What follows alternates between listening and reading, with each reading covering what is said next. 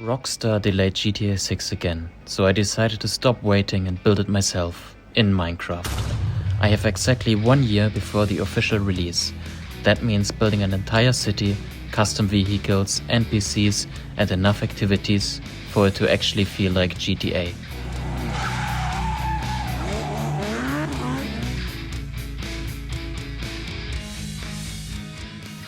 Let's start with the cars. To get custom models into Minecraft, I have to create them in Blockbench. But I need a big lineup of vehicles. Thankfully, my friend Nam agreed to help me. She immediately finished this stunning supercar, gave it 3 colors and animated the tires. I have to code the entity file to link model, texture and animation together. On top of that, I need to make the car move, so I have to program custom driving behavior. Back in Minecraft, it actually worked. I can drive it and swap the colors using a spray can. With the code figured out, we need to do this 32 more times, adding more cars, limousines, boats, helicopters, and my favorite, a shopping car with boosters. But I will get back to that later. To make the vehicles actually look like they belong in the game, I had to completely overhaul the texture pack. The style will be more colorful and clean. Another benefit is that I can turn the glazed terracotta into road lines. This might sound simple, but the texture pack actually changed many times over the months. The project evolved and many textures didn't fit the style anymore. At the end, I made over 600 textures. Building a massive GTA-themed city from scratch is a huge task, so I spent many days creating building assets. Let's look at what we've got so far. This skyscraper here is eventually going to be a fully functioning car dealership. We've also got a massive hotel, complete with a detailed interior on the first 3 floors. A bank with a vault, which I want to turn into a heist later, more skyscrapers and a couple of luxury mansions. The biggest challenge was giving every single mansion full interior, and the skyscrapers have at least 1 detailed floor.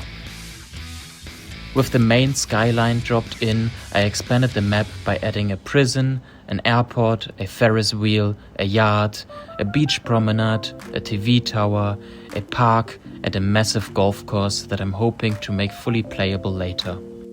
But the city still feels very empty. To fix that, I need to start adding custom blocks.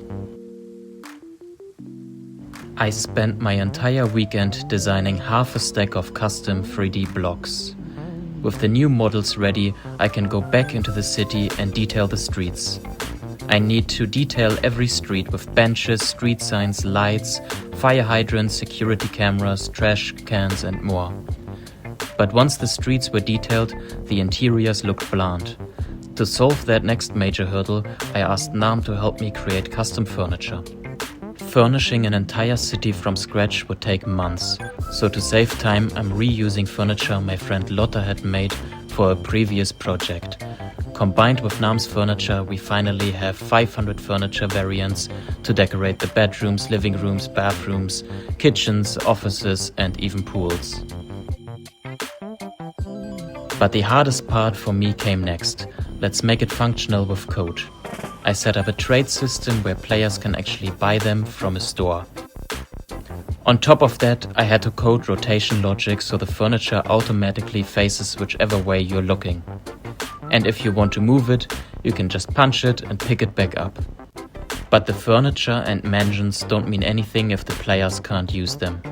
I had to code a system to buy properties. You can finally walk right up to a luxury mansion, a penthouse or a yard, and with enough money purchase and decorate it. The city is finally looking good now, but feels like a ghost town. To fix this, Nam and I went to work and modeled an entire population. 51 brand new NPCs. But to make these people actually look alive in Minecraft is a challenge. I have to add custom animations for idle stances, walking, running, blinking and unique poses. I hooked everything up to this animation controller, and after coding their behavior, we finally brought the streets to life. To push this even further, Lotta created cats and dogs to roam the city, and with her help I was able to fill the aquarium. 4 months ago, the island was empty. The city is finally starting to feel alive. Now I just need animated scenes all over the map, which was a big challenge to make.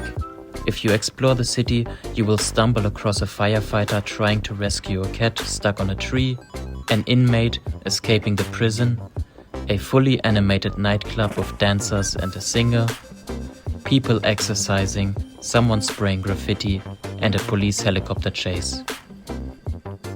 Also musicians that actually play music in-game with a piano, guitar and drums.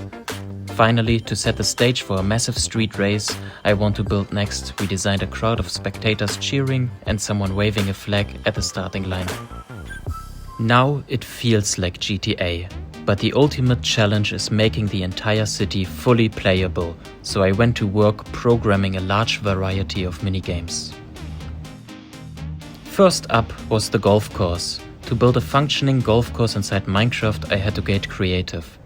I made custom golf clubs using retextured swords with different knockback levels and designed a custom golf ball model that is highlighted through blocks so players can't lose it. To prevent it from being too easy, I added levitation blocks and obstacles, and completed it with particles when you score a hole. But a GTA project is nothing without its iconic racing.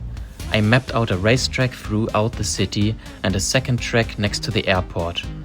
Coding came next. For the city track, I had to program a checkpoint system that works with up to 3 players racing in go-karts.